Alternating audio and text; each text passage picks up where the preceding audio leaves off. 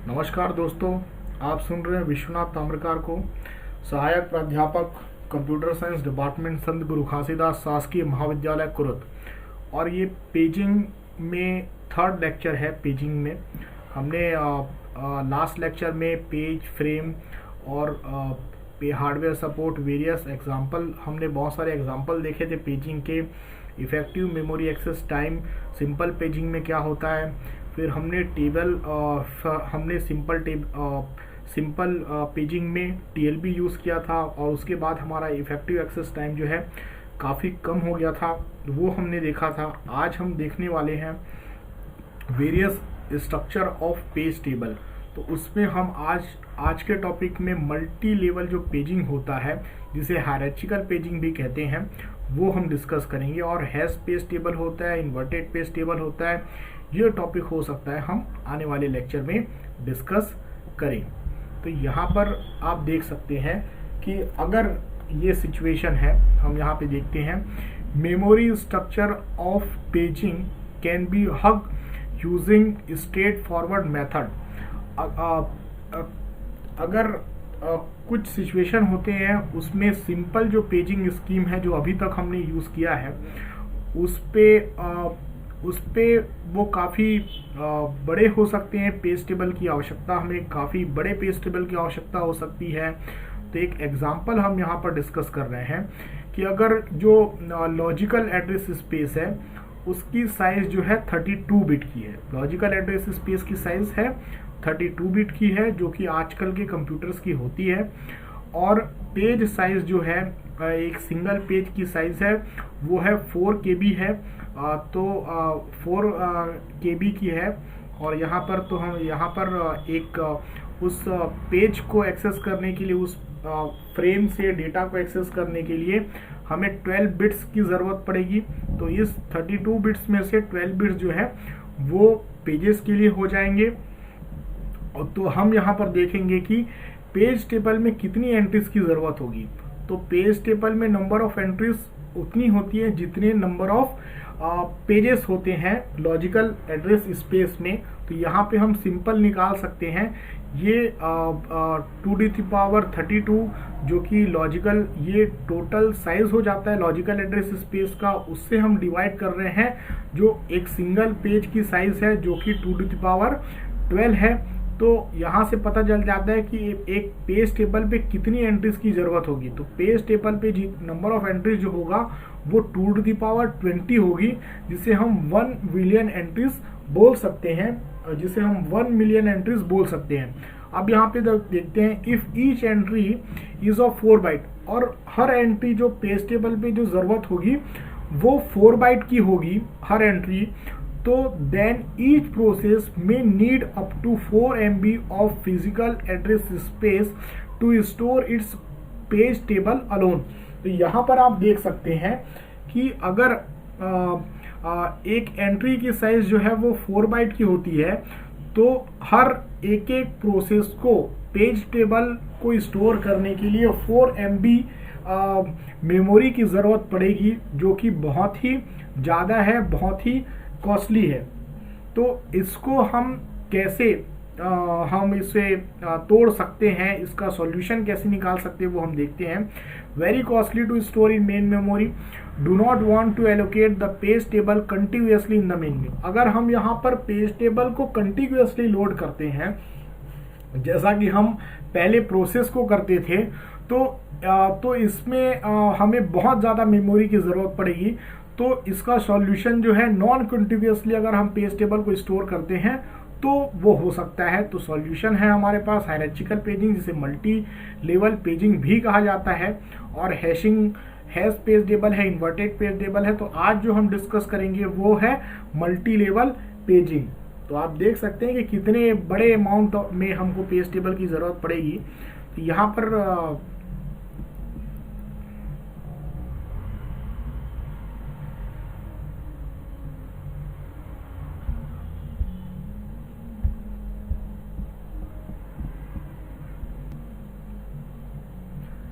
तो हायरार्चिकल पेजिंग में हम सबसे पहले सिंपल जो है यूज़ करते हैं 2 लेवल पेजिंग।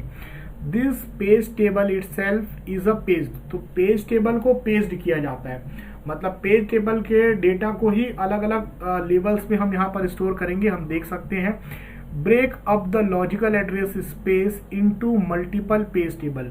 तो लॉजिकल एड्रेस स्पेस को हम मल्टीपल पेज टेबल्स में ब्रेक करेंगे। A simple technique is a 2 level paging technique. तो सिंपल टेक्निक जो है वो 2 लेवल पेजिंग टेक्निक है। We then page is a page table.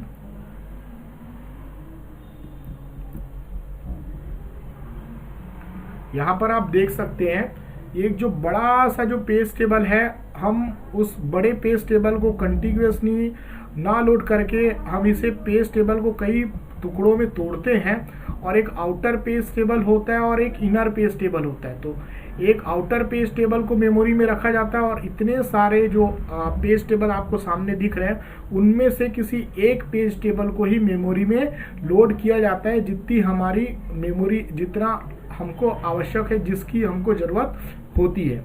तो एक उदाहरण देख रहे हैं हम लोग 2 लेवल पेजिंग के लिए। अगर लॉजिकल एड्रेस स्पेस जो है वो 32 बिट का है और पेज की साइज 1K बाइट की है, it is divided into 2 part. तो बेसिकली ये 2 पार्ट में डिवाइड होता है। पहला जो होता है पेज नंबर, और जो पेज नंबर जो होता है 22 बिट्स के पेज नंबर होंगे, क्योंकि 32 क्योंकि जो 10 बिट्स होंगे वो किसके लिए होंगे, वो पेज ऑफसेट के लिए होंगे, जो कि हमने 32 माइनस 22 ये आ गया हमारे पास 10। और since the page table is पेज्ड, the page number P is further divided. तो हमने पेज टेबल को फिर से डिवाइड किया है, तो ये पेज टेबल फिर 2 भागों में बटेंगे। तो एक जो होता है आउटर जो होता है उसमें 12 बिट्स की जरूरत पड़ेगी आउटर पेज टेबल में, और इनर पेज टेबल है उसमें 10 बिट्स इनर पेज ऑफसेट। तो जो 12 बिट्स है वो आउटर पेज नंबर है, और जो 10 बिट्स जो होंगे वो इनर पेज नंबर होंगे। तो जैसा कि आप देख सकते हैं पेज नंबर जो P होता है उसको 2 भागों में बांटा गया है, एक 12 और एक 10। तो एट अ टाइम मेमोरी में एक तो आउटर पेज टेबल होता है और इनर पेज टेबल में से किसी एक पेज टेबल को रखा जाता है, where P1 is the index to the outer page table. ये P1 जो है इंडेक्स है आउटर पेज टेबल का, and P2 is the displacement within the page in the inner page. तो ये आउटर पेज का इंडेक्स होता है, और P2 जो होता है वो इनर पेज के एक इंडेक्स को डिनोट एक वैल्यू को डिनोट करता है।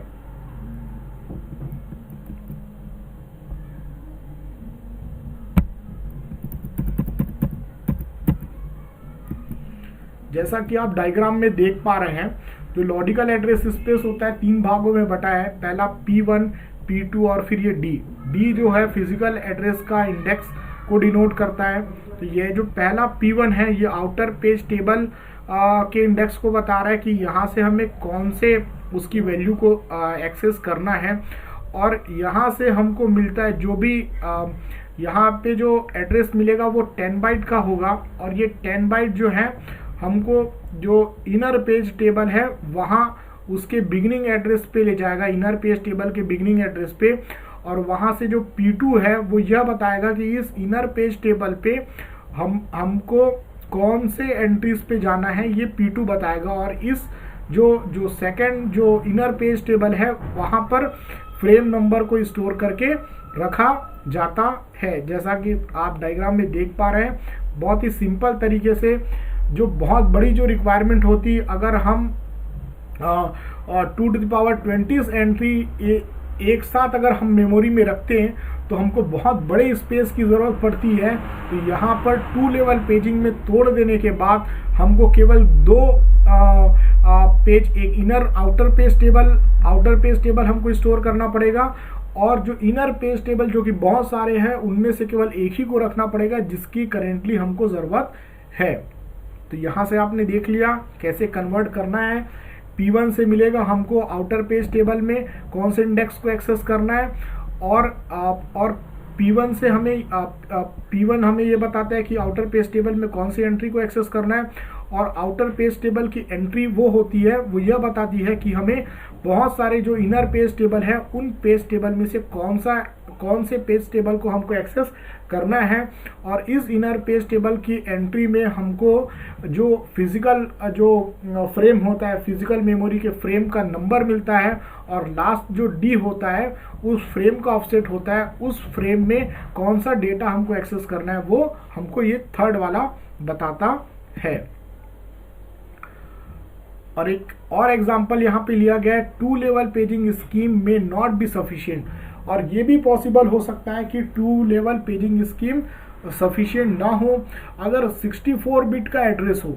अगर एड्रेस जो है उसकी साइज हमारी 64 बिट की होती है तो physical address to store the page to the power 60 to the power 26 of physical address space to store a page table if page table size if page size is 4 KB। अगर page की size जो है वो 4 KB की है तो यहाँ पर जो पेज ऑफसेट के लिए हमको 12 बिट्स लगेंगे 2 टू द पावर, क्योंकि इसको हर बाइट को अगर अपन एक्सेस करते हैं 4 KB बाइट के इंडिविजुअल बाइट्स को हमको एक्सेस करना है तो हमको 12 बिट्स की आवश्यकता होगी। और आप देख सकते हैं कि पेज टेबल पे अगर ऐसी स्थिति होती है तो हमें अगर सिंपल पेजिंग यूज करते हैं तो 2 टू द पावर 52 एंट्रीज की जरूरत होगी पेज टेबल पे। हालांकि हम यहाँ पे क्या यूज कर रहे हैं 2 लेवल पेजिंग, तो अगर हम जो पहला इनर पेज टेबल है उसके लिए 10 बिट्स अगर हम रखते हैं, if we use 2 level scheme then inner page table could be 2 to the power 10 4 bytes entry. Inner page table में 2 to the power 10 4 byte entries की जरूरत होगी। एड्रेस वुड बी लाइक, तो एड्रेस जो होगा वो इस तरह से दिखेगा। आउटर पेज टेबल में 2 टू द पावर 24 एंट्रीज की जरूरत होगी। इनर पेज टेबल पे 2 टू द पावर 10 जो है 4 बाइट्स की एंट्री होगी जो कि फ्रेम पेज ऑफसेट और उससे रिलेटेड डेटा को बताएगा। यहाँ पर आप देख सकते हैं outer page table has 2 to the power 14 entries और 2 to the power 44 bytes. One solution is to add second outer page table, but in the following example second outer page table has still 2 to the power 32 bytes in size।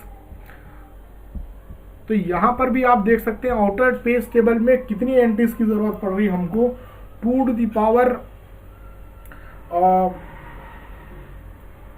2। यहाँ पर outer page table में हमको 4 MB यहाँ पर 4 MB के data की जरूरत होगी जो कि बहुत ही ज्यादा है। 2 टू द पावर 42 एंट्रीज की जरूरत पड़ेगी आउटर पेज टेबल पे जो कि बहुत ही ज्यादा है। तो इसको हमें तोड़ने की सेकंड 2 आउटर पेज टेबल अगर लेते हैं, एक आउटर पेज टेबल 32 बिट का है और फिर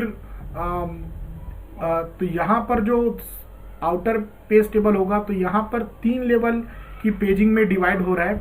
अगर हम 2 लेवल की पेजिंग यूज करते हैं तो यहाँ पर आउटर पेज टेबल पे 2 टू द पावर 42 एंट्रीज की जरूरत होगी जो कि बहुत ज्यादा है।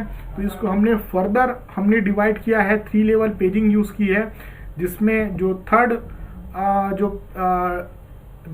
थर्ड लेवल की 3 लेवल पेजिंग है उसमें आउटर पेज टेबल में हम यूज कर रहे हैं 32 बाइट्स की एंट्री इसमें यूज कर रहे हैं। तो यह भी काफी ज्यादा एंट्री है। तो ये हम देख सकते हैं कि जो सिंगल लेवल पेजिंग से अगर हम 2 लेवल पेजिंग में आते हैं तो काफ़ी हमको राहत मिलती है, लेकिन यह भी सफिशिएंट नहीं होती है। तो इसी के लिए हैशिंग का यूज़ किया जाता है और उसके बाद इन्वर्टेड पेज टेबल के बारे में भी यूज़ किया जाता है। तो ये दोनों टॉपिक जो है हैश पेज टेबल और इन्वर्टेड पेज टेबल, ये हम नेक्स्ट लेक्चर पे डिस्कस करेंगे। तब तक के लिए thank you very much for watching this video very carefully। हम और नेक्स्ट लेक्चर में हैशिंग और पेज टेबल खत्म करने के बाद इसके क्वेश्चन आंसर्स डिस्कस करेंगे। तब तक के लिए थैंक यू वेरी मच।